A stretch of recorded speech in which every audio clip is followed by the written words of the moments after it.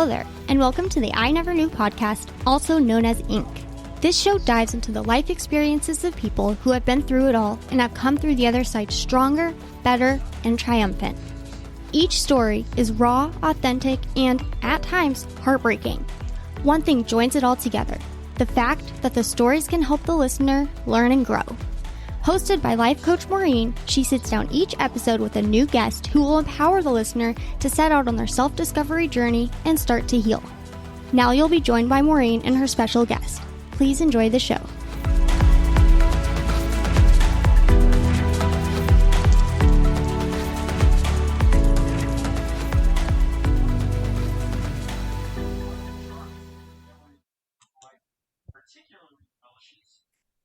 Hi, everyone, and welcome to another episode of I Never Knew But My Dog Did podcast. I am Maureen Scanlon, your host and life coach Maureen, as most of you know me. I am so thrilled this morning. I've been looking forward to this podcast for months. You have no idea. And I was telling my guest offline, someone who's extremely excited about this podcast is my husband. And I'll tell you why. My next guest, Luke Weinhagen, is a certified situational awareness instructor, a former United States Marine, founder of Core Human Competence LLC, and the creator of Dangerously Competent, a self-defense and self-sufficiency training program. Luke teaches individuals, families, and organizations to assess risk, respond swiftly, and win. He is the author of The Primal Primer and an applied theory fellow at the Natural Law Institute.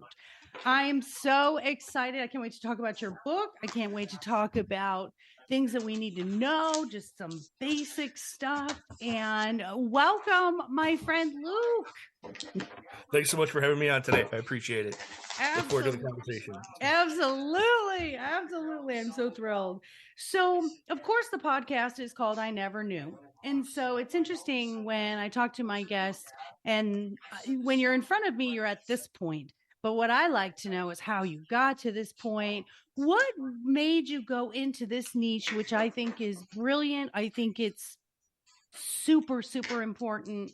And as I told you off air, as a crime junkie, I've become so much better at looking around me and being situationally aware. So tell us your beginning story, or as I call it, your knee moment, like those moments that you were on your knees going, what the hell do I do with my life? What happened? What just happened? Right. But there's a series of them that led to this, so we'll try to walk through some of them. So early on, back in high school and things like that, I was really strongly interested in psychology and human behavior and things like that. Right. I mean, I was really drawn to that whole field. I went through some issues in high school. My best friend killed himself when I was in high school. And that it's a traumatic experience walking through that. It's a bummer. It's really sad to lose a friend and things like that. But the response to that from the adults in the room really, I don't know, it didn't land on me very well. They wanted this circle of friends. They wanted to medicate away our mourning, and I was really unhappy with that as an approach. Yeah. And so that kind of soured me to pursuing the traditional path into psychology, or that line of studying human behavior. I didn't want to wash away people's experiences. I didn't want to minimize people's experiences. That wasn't an interest of mine. So having gone through that process, it kind of turned me off to pursuing that as a professional path. And so instead I joined the military. Right. Yeah. Seems like the exact opposite approach, but it was, it seemed like the right thing to do at the time. And I enjoyed the experience. But so then when I got out of the service, my wife and I, we weren't married at the point, but we got married after I got out of the service. Her father is one of the co-creators of the game Dungeons and Dragons. I don't know if you've heard of it. Yes. So he was teaching at a school in Florida. He was teaching game design at a school in Florida. So he invited me to come down and check out the school. And so I went down and took a look at the school. And while I was talking to the instructors and whatnot there, it dawned on me, or they helped share with me, that designing games is the study of human behavior and human interaction and human incentives. right? And so that's kind of that was my next step on the journey of getting to exploring these topics, right? So I ended up going to school down there and studying game design and game theory and things like that. And it really is, a game is, it turns out that a game is just an incentive engine with some sort of database or state, container attached to it, right? You have a board for board games, or you have an actual database for computer games and things like that. It just holds the state, but everything else about it is just playing with human incentives. And playing with human behavior. That's what they're all about, right? That's what game design is. And so I studied that for a while and did that for a while. And so I've always been pursuing this kind of notion of human behavior. What makes us tick? What drives us? Why do we do the things we do? And how do we interact? So I went down that path for a while, and applied that in a professional career, doing some other things, but applied all the same concepts. And then I got involved with this organization called the Natural Law Institute. And my big focus there, the big thing that I work on with that group is the study of human cooperation. How do we facilitate cooperation? How do we maintain cooperation? How do we preserve the opportunities of cooperation? And that's my actual field of study with the Natural Law Institute. That's the applied theory that I work on directly. And that had me exploring what is getting in the way of our cooperation. Right? What's undermining our ability to interact with each other in positive and productive and value exchange ways, right? So I'm doing a lot of talking on that. I'm doing a lot of research on that. I'm doing a lot of writing on that. And then the pandemic, and I see I'm building a lot of this stuff on the side, but then the pandemic hits, and I see, people are terrified that they're going to lose access to grocery stores. They're terrified that they're going to lose access to, productive work. They're terrified that they're going to lose access to toilet paper, right? I mean, I see fear skyrocket, and not just fear of having to navigate a world where this threat of this virus exists, but fear of just simple sustenance. How do you maintain your own survival in a situation like this, right? And so that really it became a catalyst for me in putting all these ideas together. And this is where the book came from. It became a catalyst for me in putting all these ideas together into a cohesive format and a series of developmental steps that people can use to fix that vulnerability. We're the top of the food chain. We're the apex hunters on the planet, and we're scared of not being able to have access to food. We're scared of not being able to have access to toilet paper, not being able to leave our house. We should never be in that position. Regardless of how you feel about the pandemic and how we respond to the pandemic, no human being should ever be in that position, right? So I had to sort of put all of my various research topics together into one cohesive work and put it out there, and that's what the Primal Primer came out of. Was that kind of path of all of these different pieces I've been working on over the years, having to just slam them together, and people needed it now.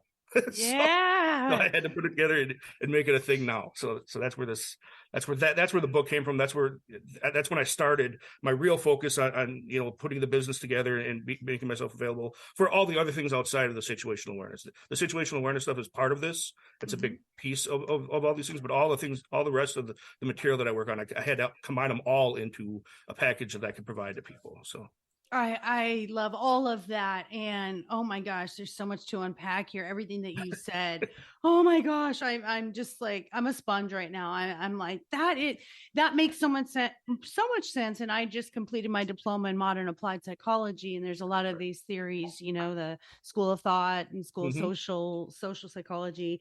And I learned a ton of stuff about that. And I love that the evolution of where you started and where it got you. Cause I'm that person too, like, okay, you see a news story and, oh yeah, it's really bad. There was, a murder or something. And I'm like you, and I'm like, well, I want to know why. I want to know what led up to this. Especially recently, I heard about a family annihilator, and family annihilators to me, I'm fascinated by it, because that just seems like, I think if you're taking out rage and anger on strangers, it's one thing, but I think when you're annihilating your entire family, there had to be signs, and there had to be some deep-seated stuff. The pandemic, and I know it can be controversial when people hear me say this, but I think anywhere in history where there was tragedy, there was learning. And I think it was like our biggest leap to growth is when we have these tragedies. It's hard to say this is a good thing, but really, when you look at it, think of all the I mean, 9/11, my goodness, look at what kind of a country we became after that, how united and how patriotic, which we should have been doing all along. But sometimes it takes these big, huge, tragedies to do that.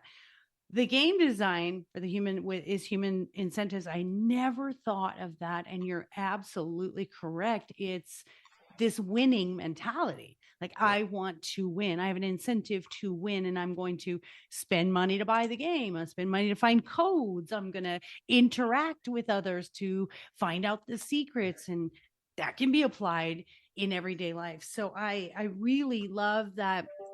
Although the pandemic sadly took lives, I also think for me too, my business, it just changed everything. To be able to really embrace video coaching and not have to do one-on-one face-to-face, the basic survival that you talk about, you're right. We should never fear that we can't take care of ourselves, but it really shined a light on how dependent we are on our comfort zones. And that's what I saw in my coaching, was like this fear of the unknown, and that's anxiety. And this feeling of like, what's my mortality? I could just go to the grocery store and then I could die. It literally was, that extreme in people's minds. So I just think it's awesome, everything that you talk about, because I'm a psychology buff, as far as understanding why we do what we do. Do you think that a feeling of security is one of the most crucial foundations for mental health that we have? I do. A lot of the work that I'm doing now, and I'm sure with your background, you're familiar with this, Maslow's hierarchy of needs, right?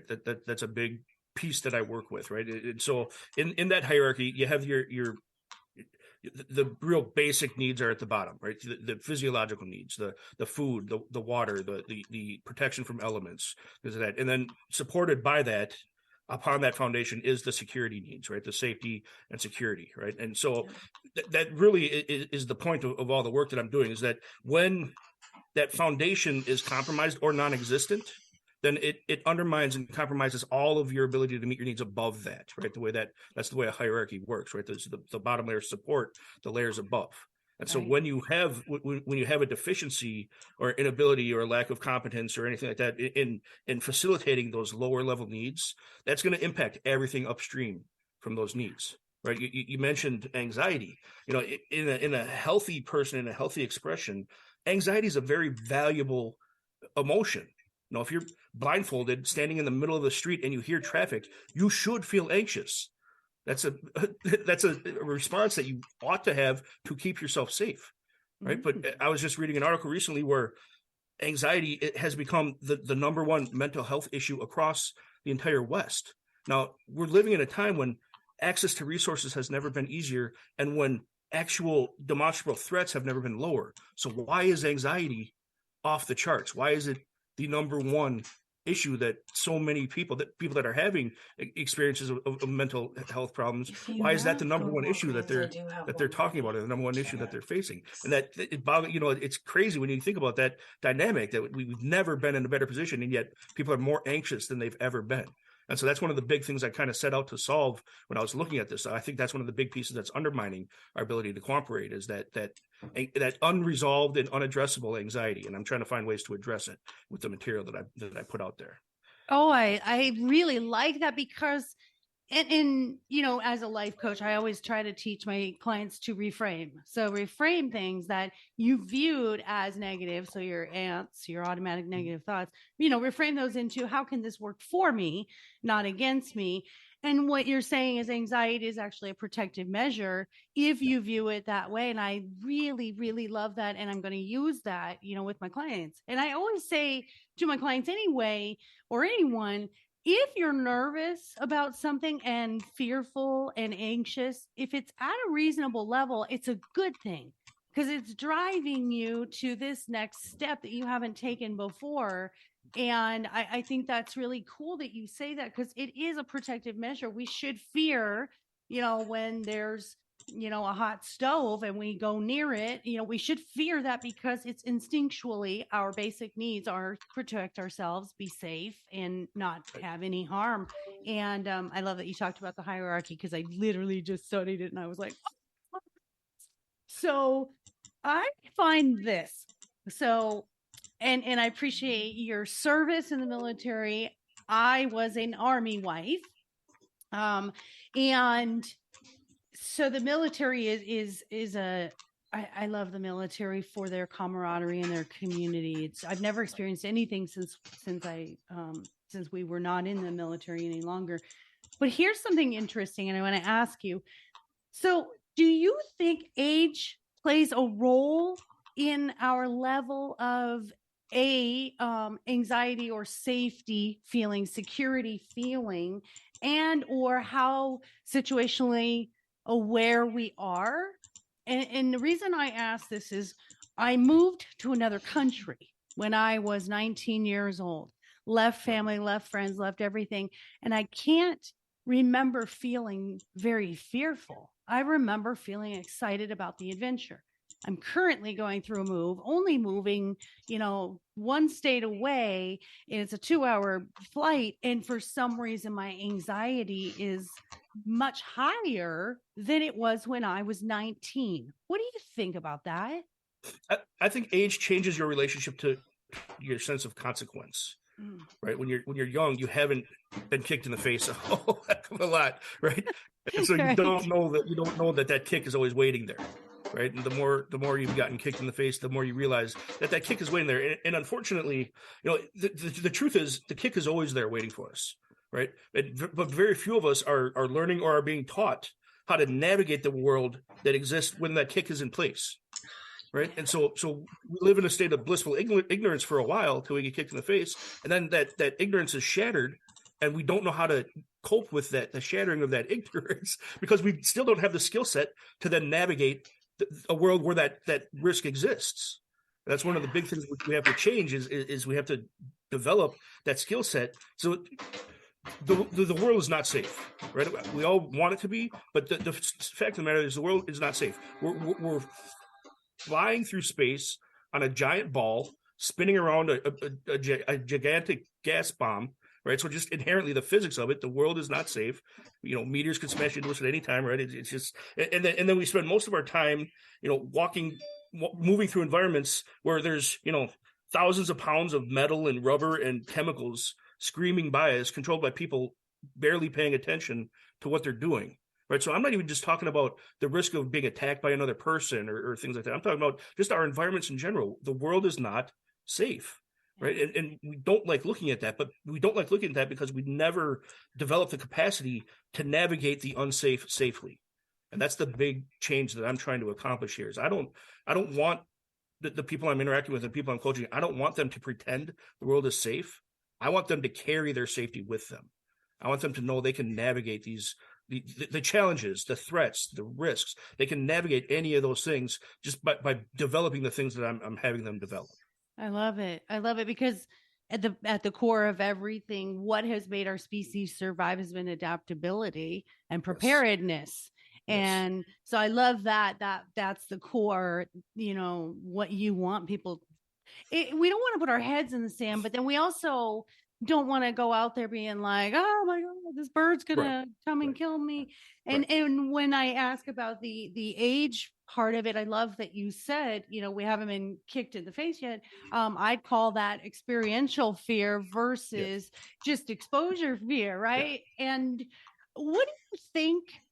And this is something I've noticed in myself that made a difference was the less I watched, like I know there's danger out there, but the less that I was exposed to all the bad stuff, like I stopped watching the news like all the time. And I stopped, reading things that just hurt my heart. And it's not that I played ignorant, but it was too much. Do you think information overload lends to bigger fear and anxiety for us? Yeah, and I wouldn't say bigger fear and anxiety. I would say inappropriate fear and anxiety, right? So counseling diploma. There's a lot of demands on our attention these days, and much more so than I think we've ever experienced in the past, is because there's so many. I'm like, hell yeah. So many sources drawing our attention, so many sources asking for our attention, trying to capture our attention. You know, we have all the computers and all the flashing lights, and I mean, there's just attention grabbers are everywhere. All the advertisements everywhere we go, right? There's so much demand for our attention. And again, going back to the foundation, going back to Maslow's hierarchy stuff, right? When you don't develop that foundation from which to integrate all of these demands, your ability to regulate attention is almost zero. Right. I mean, it's going to be different for everybody, right? Some people handle it better than others. We all have our own biases and stuff like that, right? But without that foundation, there is your ability to integrate is very compromised, right? And that's kind of what I'm getting at with a lot of material that I'm talking about here. You mentioned dependence earlier. That's a big talking point in my work, is this idea of dependence. Most people, they don't recognize, they don't understand how dependent they are for having their needs met, right? They think I'm working, I have a job, I've got money in my pocket, so I can go buy the things I need. But that you're still dependent on that grocery store existing for you to be able to walk in there and trade them your money for the goods. That's not actually you being capable of pulling your needs out of your environment. I get serious discounts. It's still a dependency. The same thing for the water. The same thing for the safety and the security. Right? We're outsourcing all of those things, right? And that leaves us very vulnerable. That means at that very base layer of Maslow's hierarchy, we may be having those needs met, but we're incapable of meeting those needs. Right? And I don't. Have you ever been late on an assignment, even back in school days? Have you ever been, late on an assignment, right? So, when you get that when you procrastinate on something, your brain starts to worry at you. Couldn't go to college. Right? It starts to trickle anxiety into you. Right? It's like you're behind on this. You're not going to get caught up. It starts talking at you and trying to make you uncomfortable about the fact that you're behind on the thing that you're supposed to be doing. One of the arguments that I make in the work that I do is that when we're incapable of meeting our own needs, our limbic system is doing that to us all the time. Our midbrain is doing that to us all the time. It knows that we're not capable of meeting those needs. So we're operating constantly under a state of low grade but perpetual anxiety, just because our midbrain knows that we're not that adaptive generalist anymore. We're not that human animal capable of navigating its own environment, that we've become caged by our own dependencies. Right. And you look at any animal raised in captivity, its behavior changes from a healthy animal in the wild. Right. You start to see the inability to regulate the emotion of the animal. You start to see the inability to regulate the attention of the animal. You start to see inappropriate aggression. Right. We start to see all the things we're seeing manifest in our society now. Because that dynamic of dependence. And that's one of the things that I'm hoping to address with people, is that, I'm not suggesting or even recommending any sort of regression. I don't want to go back to living in caves and clobbering animals for every meal. Right. But what I am suggesting is, in the same way that, if you don't keep yourself fit, if you don't apply those kind of pressures, if you don't go to the gym or whatever, your body starts to deteriorate. Right. We need we need that proxy for nature's feedback physically, right? In that same way, we need proxies for nature's feedback for our psychology, for our our emotional state, for our attention, for our perceptual health is what I call it, and for our cognitive health. Things like that. We need those kind of pressures. You mentioned those negative experiences changing how we view things. Like 9/11 and the pandemic. What those are it's a reconnection with the pressure that nature would normally be being applied to us, right? Civilization is a technology that separates us from nature, so that our decisions don't kill us immediately, or our mistakes don't kill us immediately, right? So it's a good thing. Yeah. But when we expand that separation, it gets to the point where we separate ourselves from all of those pressures, and we start to get dysfunctional, right? Because we don't have proxies. We haven't introduced or added proxies for that feedback from nature. we recognize that with the physical stuff. We recognize that with the gym. You know, we have to work out or our bodies start to deteriorate. We haven't done a good job of recognizing that or introducing proxies for the perceptual fitness, the emotional fitness, the cognitive fitness, things like that. And those are where we start to see the problems nowadays. That's why anxiety is the number one mental health issue in the West. Is we have no connection to nature's feedback to sustain healthy, mental health and perceptual fitness and things like that. So that's what I'm trying to address with all this stuff. I think that's great. I really do, because I think we all look at, mental and emotional health, and we don't realize just those basic needs being met will help our emotional and mental health. And my firm belief is that self-sufficiency equals empowerment. And I know throughout my own life of being codependent on others for my happiness and for my security, you felt like that rug could be pulled out from underneath you. And then when I decided I'm going to rely on me and only me, man, was it empowering. It was like, okay, nothing can affect me if I don't allow it to affect me. And I really like that. I have a cool story that applies to, like you said, when we didn't have all of these things, the external stuff that we needed to take care of us, basically we relied on this stuff. We did it. And it's funny, when we go through the most traumatic things in life, people say, how did you do it? And everybody's catchphrase is, I didn't have a choice, or I didn't know how strong I was until I had to be. And I think that really applies. So I saw a really neat thing the other day. There is a husky named Ghost. And I don't know if you've seen this video. And he was a puppy. He was dumped by someone, abandoned in the desert at about 8 months old. And ironically, a pack of coyotes took him in. And so they have these trail cams where they see Ghost on the camera running with these coyotes. And I think this sort of applies where Ghost would be a domesticated animal, right? And ends up being able to function and socialize in this primitive survival like the coyotes. And the fact that the coyotes took him in is amazing to me. And when you talk about humans being able to accept one another and be compatible, and, we need to be more like them. Of course, I'm bringing dogs up and coyotes, because it's my thing that it just resonates. So what do you think of that scenario that we could take from Ghost and the coyotes that will help us to function better in life based on whatever the situation is that we have to adjust to? Sure. Yeah. So in a situation like that, the coyote pack, they're not operating from a frame of fear when they're interacting with Ghost. Mm-hmm. Right. And that's one of the things that we're trying to work on with our materials is that the first response I get when I start teaching people situational awareness is like, I feel like I'm going to be walking around scared of the entire world now. And yeah, that's how it starts, right? Once all these threats are on your radar, that is how it starts. But as you gain competence, you start to gain confidence as well, right? And the end goal of all this, once you've built the skill set, you've done the practice, you've learned the techniques, you can navigate. You start to be confident in your ability to navigate these potentially hostile environments, and all environments are potentially hostile, right? But you begin to build the confidence to know that you can navigate those hostile environments, so you don't have to engage in those environments from a frame of fear. You can then engage in those environments from a frame of relaxed readiness instead of a frame of anxiety and fear.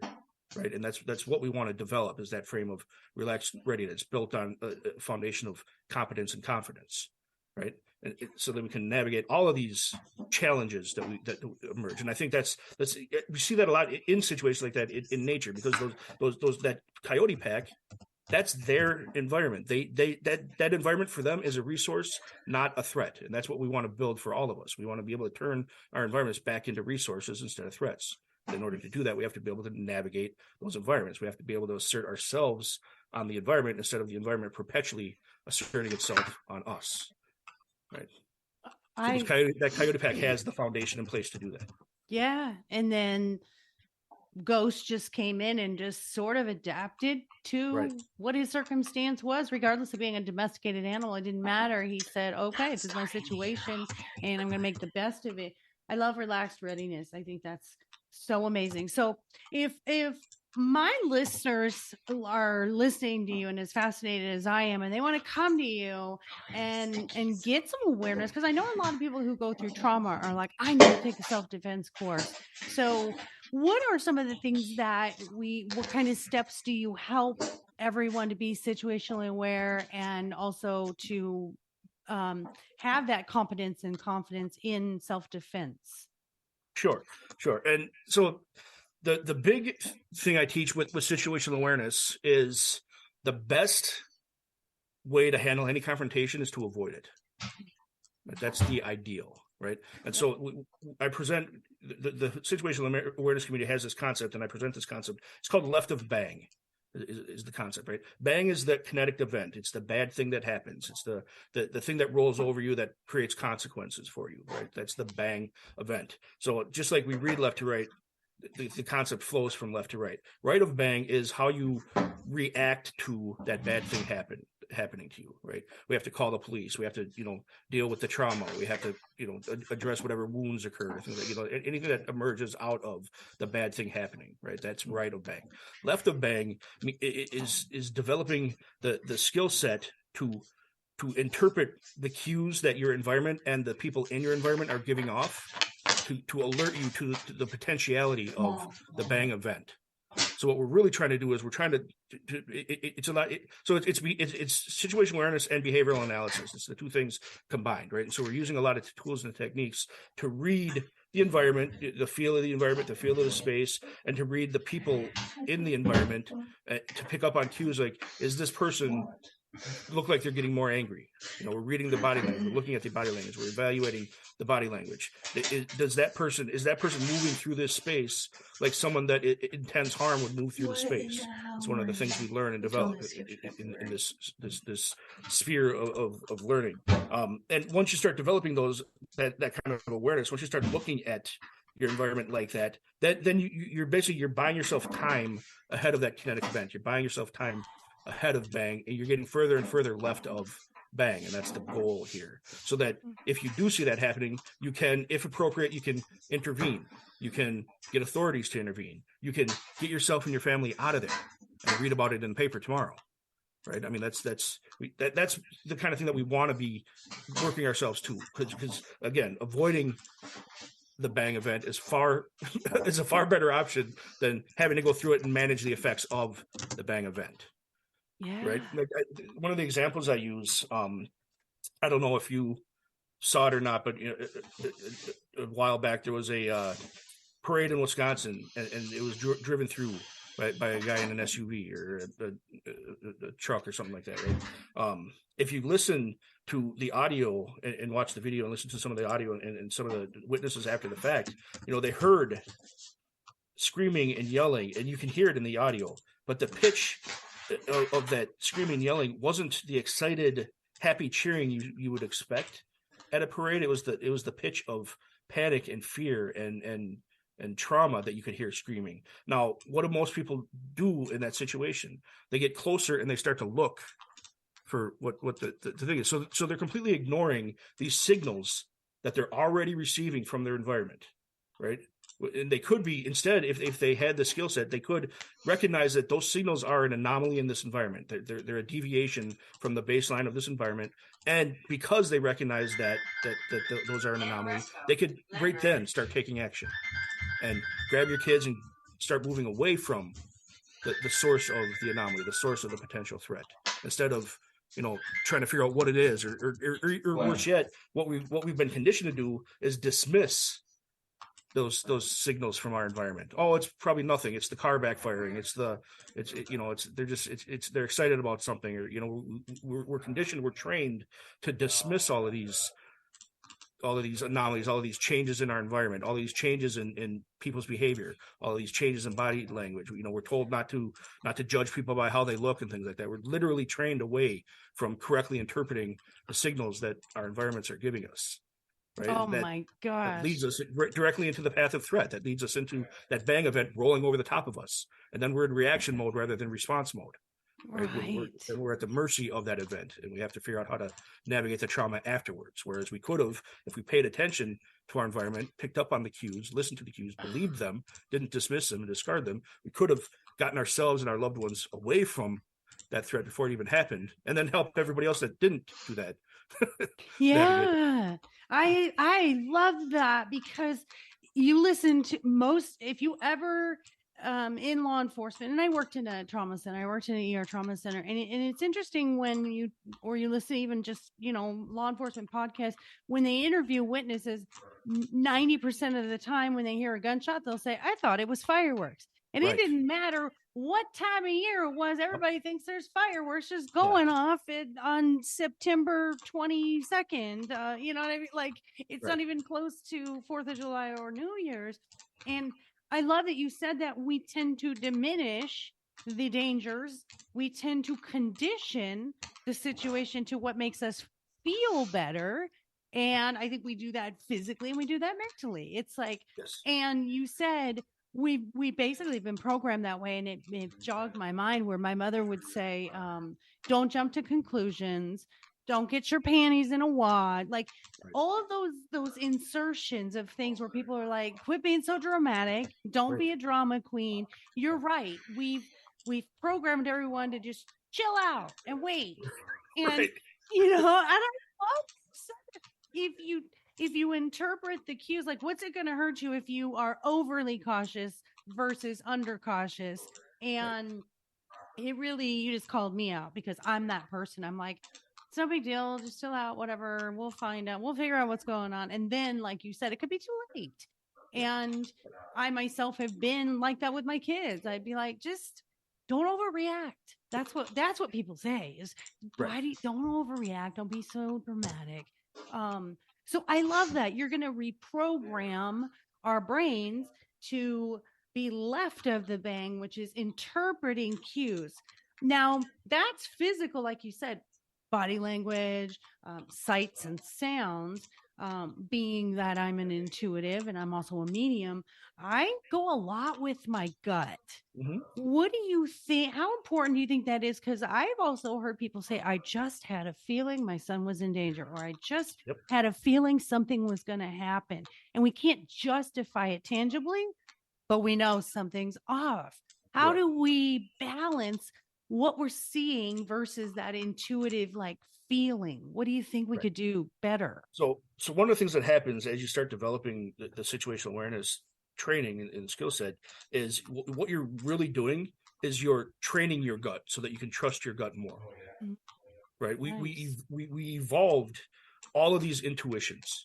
Right? They kept us safe in a world that at the time we couldn't pretend wasn't surrounded by threats. Right? You hear the twig snap, you got to look and see if the tiger's there. Right? I mean, we evolved. The ones of us that survived, our ancestors that survived, did so because they paid attention to those cues and signals from their environment. Right?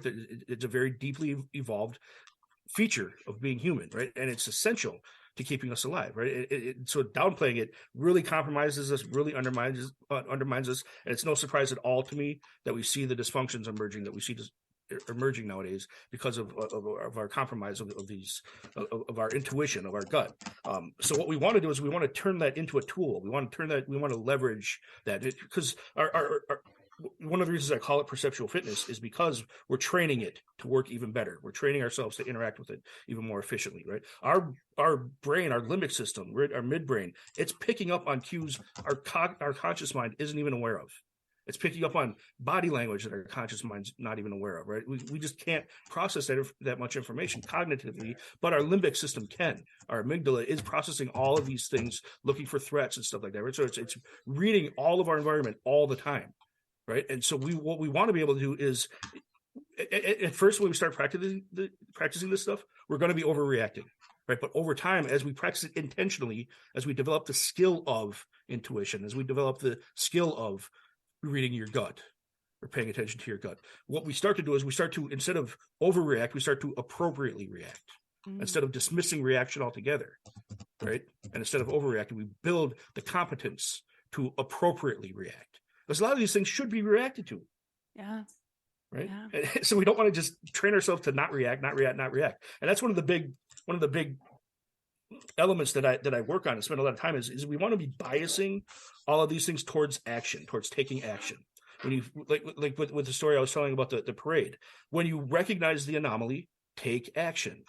Right. We want to get to a point where we're making that 70% decision, right or wrong, instead of waiting for that 100% certainty decision. Right. We want to be biasing ourselves towards action. And I think that really makes the distinction between the healthy expression of some of these, what we call negative emotions, and the unhealthy expression of what we call negative emotions. The healthy expression triggers action. If you're feeling that anxiety and it's triggering you to make a choice, to make a decision, to take an action, then that's a healthy expression of anxiety. Same thing with fear. We have this fight, flight, freeze response for a reason. If that fear is triggering an action, if it's triggering you into fight, flight, or freeze, that's a healthy response. That's a healthy interpretation of those signals. And you're going to get better and better at it the more you utilize it, right? Where we let it not, where we dismiss it or we don't go let it trigger interaction, we find ourselves in, for fear, for example, we find ourselves in dread or panic. And those are not action states. Those are the projection of fear onto past experience or the projection of fear onto potential future experiences. Neither one of those are action biases, right? So those are not going to be healthy expressions of fear. That's not the emotion triggering a response to a signal from our environment, which is what we want our emotions to do. We want our emotions to trigger a response to the signals from our environment, which is a bias towards action. So. Yeah. And when you say, it's a tool, it's like a workout for your brain. And one of the things that I've always told my clients, especially my younger women clients, who, and even my daughters, who tend to be very distracted with their phones or, with things that are going on. And I gave them a little exercise, and you can tell me if you think this is a good idea. Don't tell me if it's not a good idea, because I've already said it, but I would say to them, on the way from your car to the front of a store, I want you to recall, when you get to the front of the store, I want you to recall the people you encountered. How many red cars did you see? What kind of noises did you hear? Because I want them to start practicing, first of all, being a witness to a crime. People don't rely on it. That's why forensics is so big now, because we just can't rely on human brains. But I wanted them to just sort of get in that practice of, what did I see? What did I hear? And they're going to put that phone away, because they're going to have to start practicing looking around at what's going on. What do you think about using that as a way to train your brain? Yeah, absolutely. I think that's a fantastic exercise to do. And everybody should be doing things like that, right? I think we need to be connected to the environments that we move through. Otherwise, it's going to be impossible for us to bring our safety with us through that environment. Yeah. Right? We can't carry the safety with us if we don't take the safety out of the car, right? Yeah, right. Put in your right? purse, right? Yeah, exactly. So yeah, I think it's a huge value that you're providing for your kids, to have them doing that. I have some younger kids as well as a couple older kids, and one of the games we play frequently is I Spy. But we're not looking for something red. We're looking for very specific things. So they have to really engage with their environment, right? I'm looking for somebody wearing a red shirt walking, on the left side of the street, things like that. So that they're actually looking in specific spots and trying to combine as many of the skills as possible to evaluate and address their environment. It's working with kids is fun. I like to think back, when we were going through school, how much time did we spend on things like English, right, and grammar and vocabulary and stuff like that, right? Depending on what research you look at, the studies show that somewhere between 60 and 70% of all human communication is nonverbal. Yeah. Right? So we spend all this time learning all the verbal stuff. How much time do we spend in school learning any of the nonverbal communication? Yes. None. Yes. We spend zero time explicitly learning how to read and interpret and address nonverbal communication.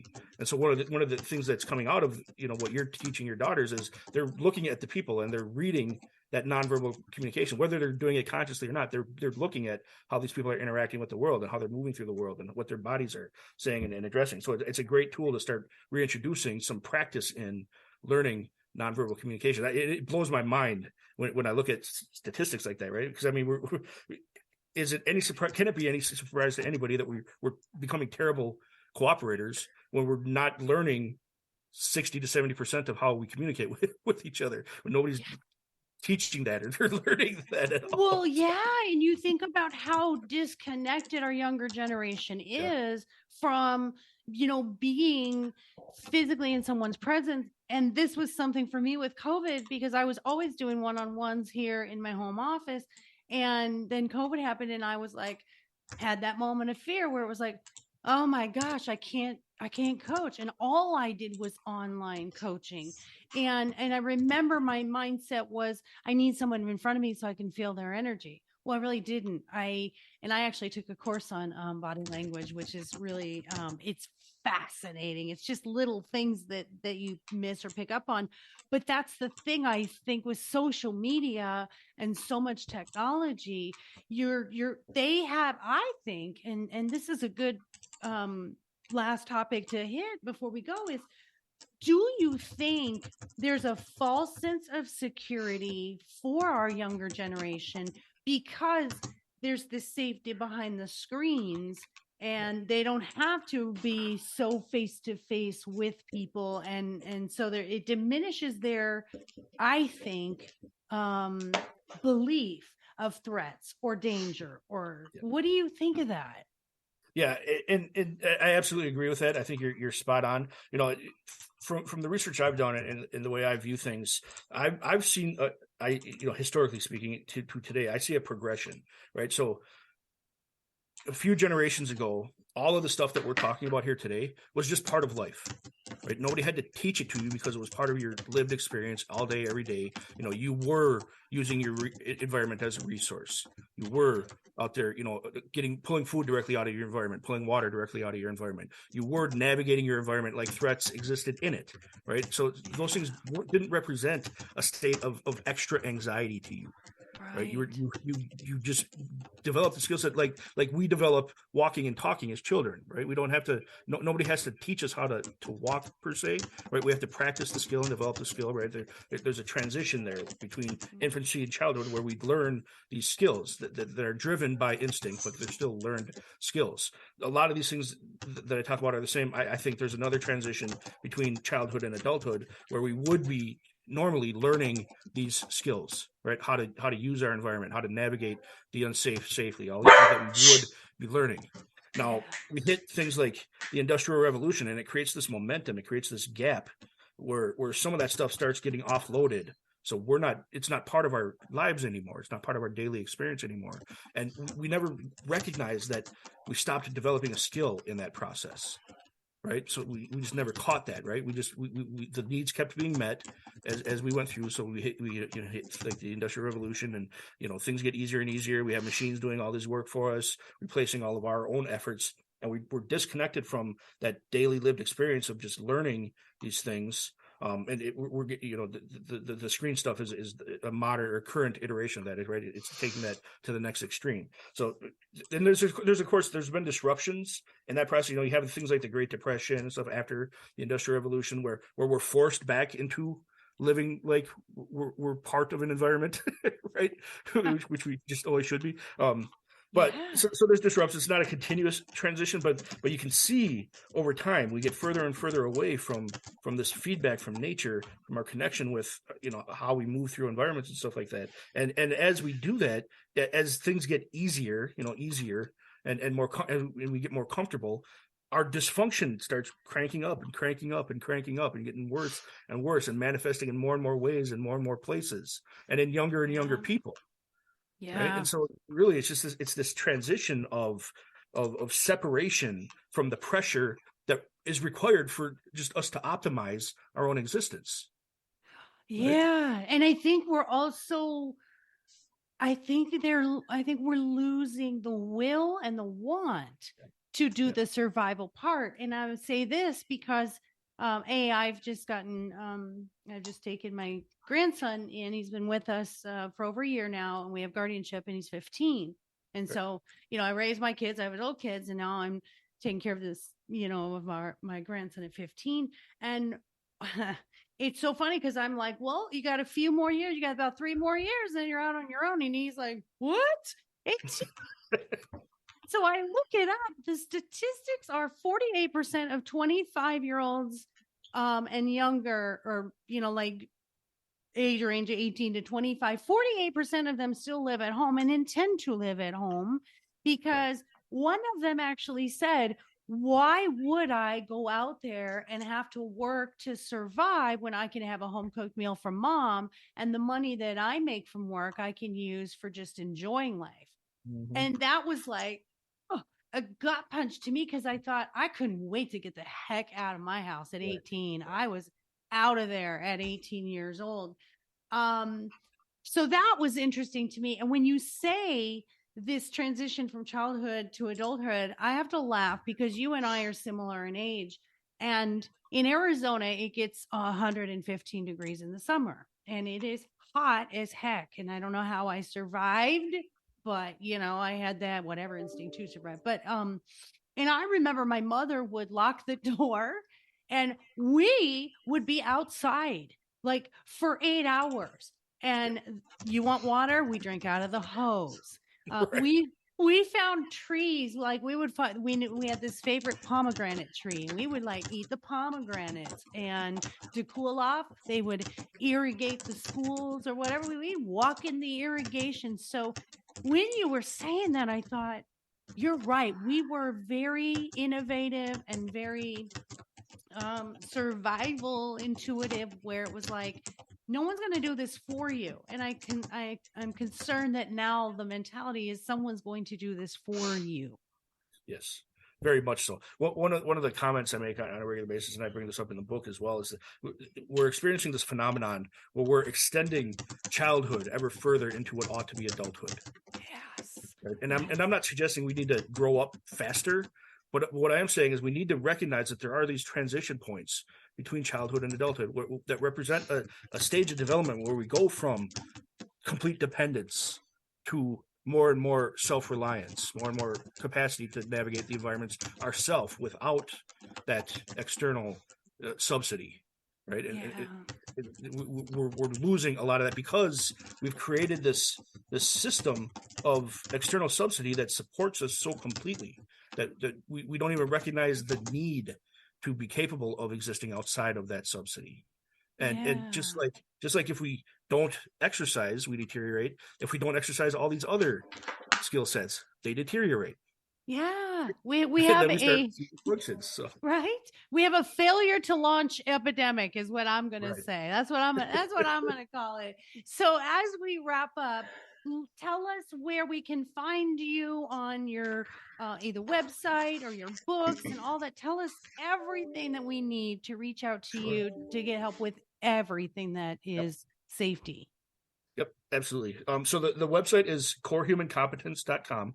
And through that, I offer some different services. My big focus is on the situational awareness side is I provide training for organizations that have public facing staff or employees or things like that, right? Because I want them to have the skill set to recognize when threats might emerge in those environments, and then how to navigate those threats and things like that. So I work with schools, I work with churches, I work with businesses, anybody that has any kind of customer facing, public facing engagement is one that I do a lot of work with. I also do online work with individuals for the same thing, right? I offer some classes on situational awareness that individuals can take just as they like through online courses. I'm building out my library of all the other survival related stuff that I do in the book, right? I'm building out an online catalog for that as well, so people have access to. I do classes on that as well. I do classes for like homeschool groups and adult education groups and stuff like that for all of that material as well. So I'm always available to do classes on that. The book is called The Primal Primer. It's available in all bookstores, all the online bookstores. Barnes and Noble has it on their website. Amazon's a great place to get it. It's a short book. I tried really hard to get it down as small amount of material as possible, but which each element being as applicable as possible. What I really was trying to do with the book is create at least one capacity in each domain from which the reader can extrapolate from. right? So it may not be the best fit in any specific situation, but it'll be a solid enough foundation for every situation that you can extrapolate from it to deal with whatever you're actually dealing with in your specific situation, right? If I was doing every specific, the manuscript would be 10,000 pages long, right? Instead of a couple hundred pages. So it's really easy to digest, and I go very deep into the situational awareness stuff in the book, and as well as the other. Basically, I'm addressing the foundation of Maslow's hierarchy. I'm addressing the physiological needs and the safety needs, all of those basic human needs, and that's what I call core human competence. Is that those things combined with each other, and that's why the website is corehumancompetence.com. Right? It's because that's what I'm addressing with the material. So those are the two main places to get the stuff that I'm working on. Links to everything else that I do is on the website. Again, that's corehumancompetence.com. I'm also on Twitter. If you guys want to look for me on Twitter, it's just at Luke Weinhagen, just my name. Perfect. Other than that, just reach out and we can coordinate and figure out whatever you need to work on. We'll make it work. So Perfect. I am as soon as I find a location, I'm going to be doing live classes as well, where I have students coming in and learning. That's where I do the self-defense stuff, is all live classes. I don't do that online. So I'm looking for a location now to open up and start doing those as well. But again, that I'll be forced to do that locally. Yes, definitely. Well, I love that, and at least to begin with. So I'll have all those links on your episode for sure, so everyone can go find you and find your book. And this has been just as amazing as I thought it would be, even more amazing, because I love the psychology, stuff that we were able to collaborate on. So I just thank you so much, and I love what you're doing in the world, and I love everyone has a different skill as a light worker, and it fascinates me, all the different niches that everyone you have a purpose, you have that ikigai, and I think it's great that I love what you're doing. And I piggyback off of, the hierarchy too. I piggyback off the other ones where I coach on the self-esteem, self-image, and self-confidence, because you can externally feel confident, but you got to make sure that you're internally feeling that confident as well, and consistently love yourself and put yourself first. So as I always wrap up my podcast, because they are always kind of heavy, I always end it on a light note, and you're going to love this, Luke. I don't know if you've heard any of the other podcasts, but I love to put people on the spot. So here's a little segment that I do as we wrap up called Take My Money. And what this little segment is I go out and I find the weirdest and craziest things that are for sale. Or if you've bought something that was weird and wacky and for sale that you can share with us. And so I give you a few seconds to think about that while I give you an example of what I found. This is so cool, because what I found was a website called thisiswhyimbroke.com, which that in of itself is perfect, right? I mean, hello, that name just kills me. So here's a couple of things that I found on thisiswhyimbroke.com. For $6,000, you can get an umbilical cord phone charger. Yes, folks, it looks like an umbilical cord, and it is $6,000. The other thing, which I think is a little bit, it's kind of cool. Do you remember when we played with Play-Doh in school and the smell of it? I love the smell of Play-Doh. Well, they have a grown-up sense Play-Doh set, and there is Mown Grass, there's Mom Jeans, there is Grill King, and Latte. So I thought that was pretty interesting. If you had an affinity for Play-Doh as a child, now you're an adult, I'm going to give you the okay to play with this Play-Doh. And that set was only $12.32. So it's affordable, and it's nostalgic, and it'll make you happy. It'll help you. So what do you have for me, Luke, that you've seen weird, wacky, or just unusual? Right. So I do a lot of grilling and smoking meats and stuff like that, right? It's just one of the hobbies of mine. And so I'm always keeping my eye out for, different rubs and things like that I can use on these things. And I came across a powdered ketchup. What? I didn't even know it was a thing, but I found a company that makes a powdered ketchup, and it blew my mind finding it. It's a company called Flavor God.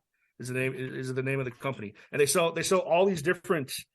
They sell like basically powdered versions of hot sauces and condiments and ketchup and all this, but it was the strangest. I just powdered. It's like ketchup with all the moisture removed. Wow. Like desiccated ketchup is the weirdest thing. So I mean, I know they have things like powdered milk and powdered eggs, but powdered ketchup, it blew my mind finding that one. Yeah, but because if you need something long-term survival wise, like you need your powdered ketchup on there so you can have the flavor, but obviously a bottle of ketchup is not going to be sustainable, and I think that's really genius. Thank you. Good job on that one. He did it, folks. He did it. All right, listeners, that's going to wrap us up for today. I am so grateful for all of you that are listening. I'm so grateful for my amazing guest, Luke. And all I can say is my whole purpose and passion in this life is to build this community to help you with every single guest that comes on and gives you information you didn't have before this hour of your life. And keep building this community. Go on and do the 5-star reviews and share this with your friends and family, because there's always something good here for you. Of course, you can find my books. My Dog is More Enlightened Than I Am, and My Dog is My Relationship Coach on Amazon, Barnes & Noble, Outskirts Press, and all other places where you can buy books. And for any life coaching, and for business coaching, relationship and dating coaching, I'm at lifecoachmaureen.com. So thank you all once again for being here. Love you all. Take care of each other. And in honor of Luke, as I always end, I'm going to say, be safe. That's going to be the key, is be safe and be situationally aware and take care of yourselves. Until next episode, thank you all and goodbye.